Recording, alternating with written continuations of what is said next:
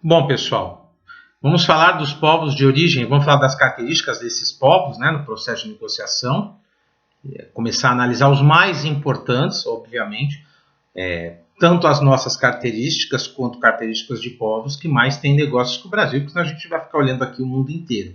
Temos que focar naqueles que efetivamente têm negócios com o Brasil. Então vamos falar de povos de origem latina, o qual nós fazemos parte, né?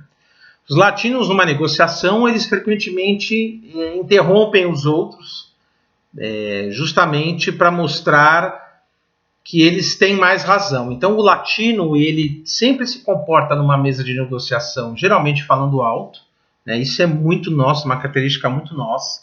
Falando alto, gesticulando, né? Se tornam irrequietos, ou seja, quando eles param de falar, eles ficam se mexendo.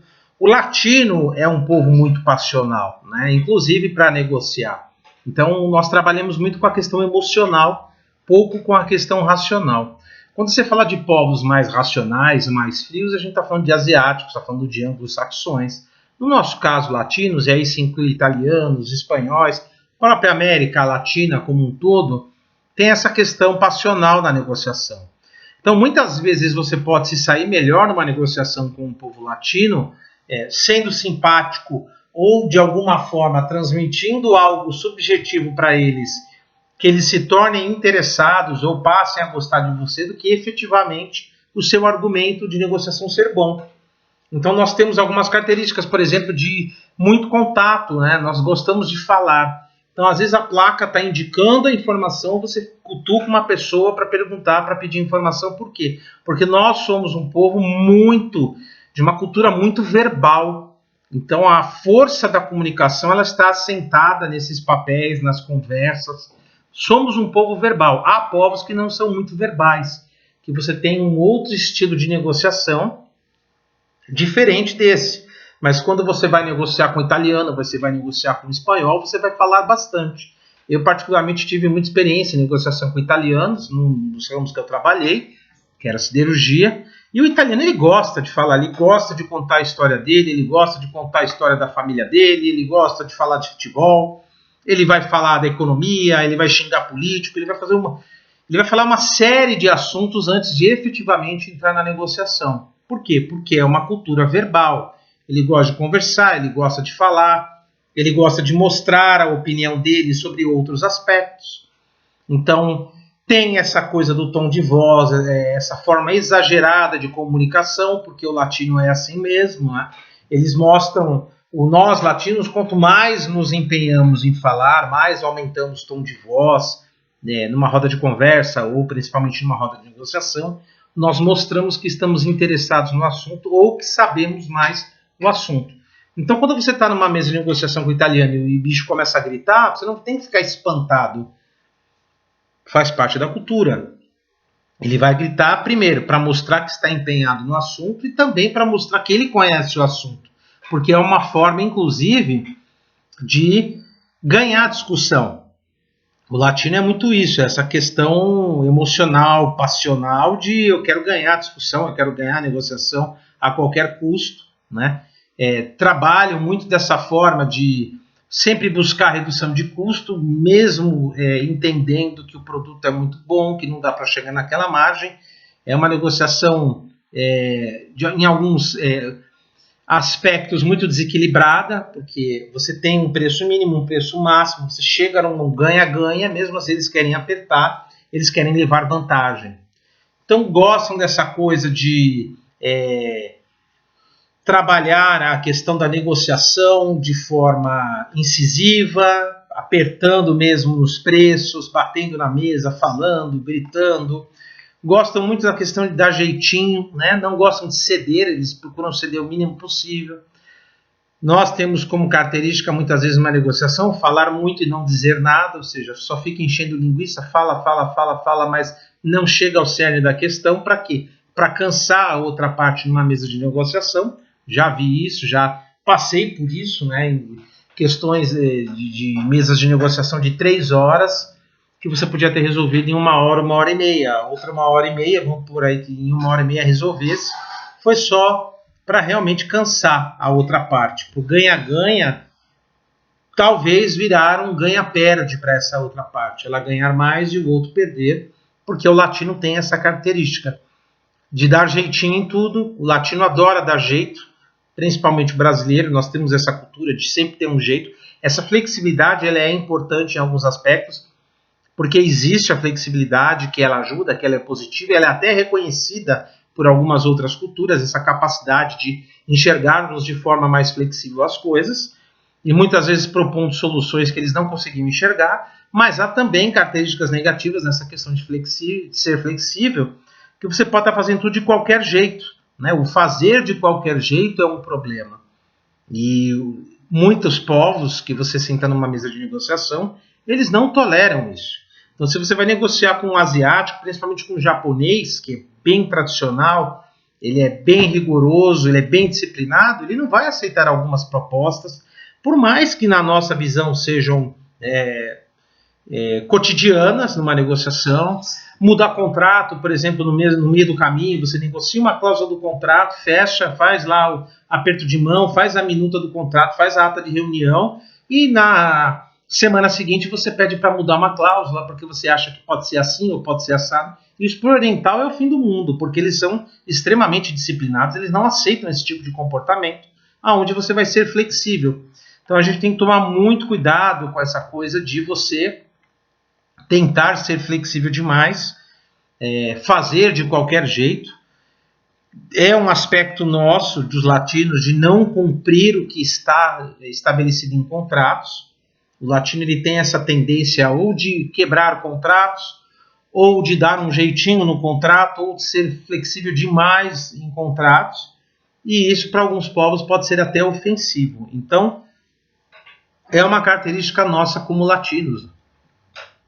Somos muito passionais em vários aspectos. Você pode estar numa mesa de negociação conversando, a pessoa comenta que você está sendo muito duro, por exemplo, ou você, por favor, fale mais baixo, você está sendo muito incisivo, que para aquela cultura é ofensivo, você já se ofende por causa dessa observação, né? Você já leva isso para o lado pessoal. Então o latino tem uma tendência muito forte de toda e qualquer situação, vamos falar aqui, não vamos nem falar do cotidiano da nossa vida, vamos falar numa mesa de negociação, para ficar mais focado nesse exemplo.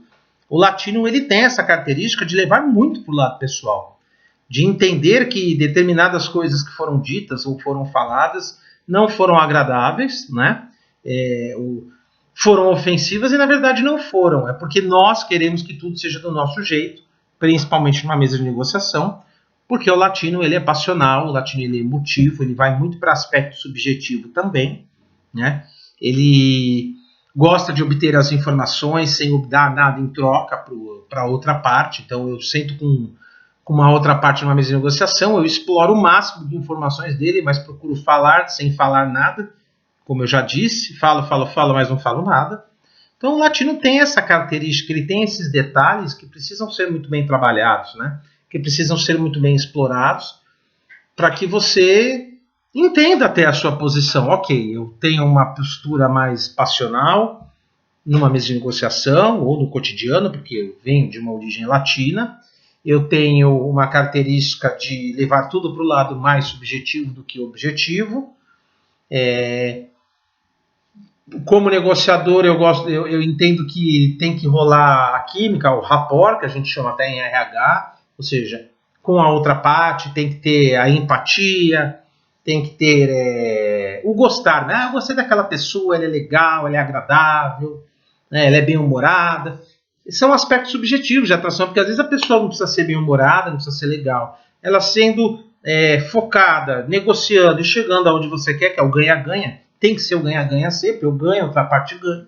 Tá ótimo, mas para o latino não, tem que ter essa coisa de ir com a cara da pessoa. Isso é muito latino, isso é muito passional, isso é muito emocional, né? Então, temos que entender essa característica em nós, como negociadores internacionais, e trabalhá-las também, ou diminuí-las numa negociação quando você vai de encontro a culturas completamente inversas à sua. Porque eles também têm que dar uma maneirada nos aspectos deles, mas nós também.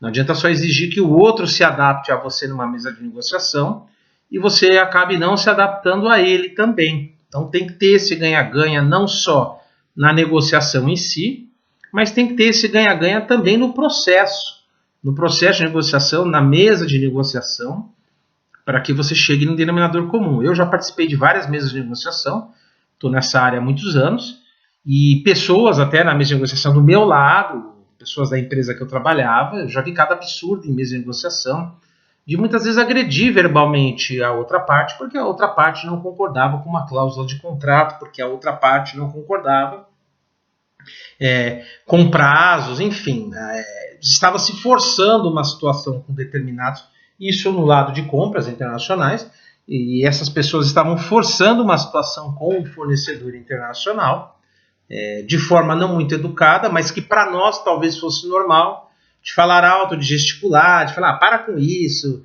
não inventa moda, pô, para de ser chato, né?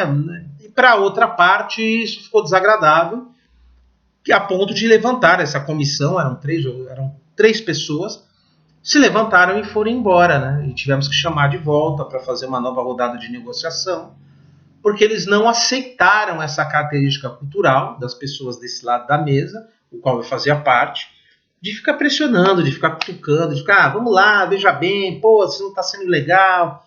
Para eles isso não é compreensível. Então, faltou o quê? Das pessoas que estavam também desse lado. Faltou entender a cultura do outro lado. Muitas vezes uma negociação ela não chega realmente num ganha-ganha, quando você tem latinos numa mesa de negociação por causa disso. Acaba indo muito para o braço de ferro. E você não tem, portanto, características de uma negociação ganha-ganha profissionais, né? Uma negociação profissional, de fato, onde você senta com uma outra parte na mesa e age de forma profissional, como um profissional de comércio internacional, e não uma negociação mambembe, onde você vai impor seu ponto de vista, gritar, gesticular, dar chilique, e o outro lado ele não vai entender, vai agradecer e vai embora. Então temos que tomar muito cuidado. E o latino também erra muito nesses aspectos, e esse erro, pessoal, ele se torna mais evidente, ele se torna mais complicado quando você está numa posição de vendedor. Porque, como eu falei para vocês, quando você está numa posição de comprador, você tem o dinheiro. Então, talvez o outro lado até tolere alguns comportamentos, porque você detém o dinheiro que ele quer vender, né? E ele quer, obviamente, o dinheiro que você vai gastar. Agora, quando você está no lado de vendas, tem que tomar muito cuidado, porque algumas características nossas, como latinos, elas se tornam muito ofensivas em alguns aspectos, não porque são, para nós não são, mas para algumas culturas são, e você pode perder vendas, você pode perder clientes, você pode perder oportunidades no comércio internacional, porque você não sabe negociar com o outro lado. E um último aspecto importante aqui, falando de latinos, é a própria questão do idioma inglês, né, para você negociar. O inglês é o idioma do comércio internacional há muitos anos, sempre foi, né, desde a época da Inglaterra, lá atrás, das grandes navegações, era Portugal e Espanha, depois a Inglaterra domina o mercado, e ficou assim durante muito tempo, e depois os Estados Unidos, já no século XX, ele entra na mesa, entra no jogo e acaba trazendo o jogo para ele, era a maior potência, hoje você tem a China, mas a China vai falar o inglês também. E os povos latinos, geralmente, deveríamos ter uma facilidade maior para o idioma inglês, não temos. No Brasil, poucos profissionais falam inglês assim, perfeito.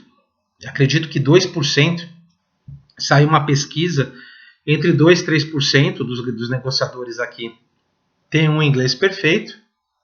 Imagine você discutindo com outros povos, você sendo latino, com toda essa carga de comportamento e ainda não se fazendo entender direito.